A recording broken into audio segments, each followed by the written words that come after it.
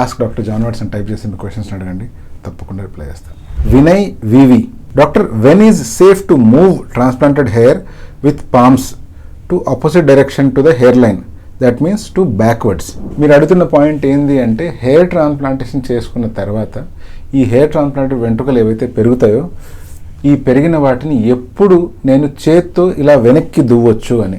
Transplant చేసిన వెంట్రుకలు చేసిన 15 to 25 డేస్లో ఫస్ట్ రాలిపోతాయి. ఆల్మోస్ట్ 70 to 80% దాకా రాలిపోతాయి. ఒక 30% దాకా అలాగే మిగిలి ఉంటాయి, అవి అలాగే గ్రో అవుతుంటాయి. ఇలా రాలిపోయిన వెంట్రుకలు మళ్ళీ గ్రో అవ్వడానికి 2 to 3 months పడుతుంది.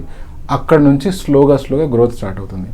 6 to 9 months కల్లా ఓ మోస్తరు గ్రోత్ కనిపిస్తుంది. 9 to 12 months వచ్చేసరికల్లా మనకు ఫుల్ గ్రోత్ కనిపిస్తుంది. మనము 3rd month నుంచే కూంబింగ్ అనేటువంటిది స్టార్ట్ చేయొచ్చు. సో ఈ 3వ నెల నుంచి మనం చేత్తో దువ్వుకున్నా, కూమ్తో దువ్వుకున్నా, స్ట్రైట్గా దువ్వినా, పైకి దువ్వినా ఎటువంటి ఇబ్బంది లేదు. ప్రత్యేకించి కూమ్తో దువ్వేటప్పుడు కొంచెం స్కాల్ప్కి తగిలేలా లైట్గా అలా దువ్వినప్పుడు బ్లడ్ సప్లై ఇంక్రీజ్ అయ్యే అవకాశం ఉంటుంది. అదే వచ్చిన అడ్వాంటేజ్. చేతులతో వెనక్కి దువ్వడం వల్ల ప్రత్యేకించి ఏమైనా డిసడ్వాంటేజ్ వస్తుందంటే అటువంటిది ఏమీ లేదు.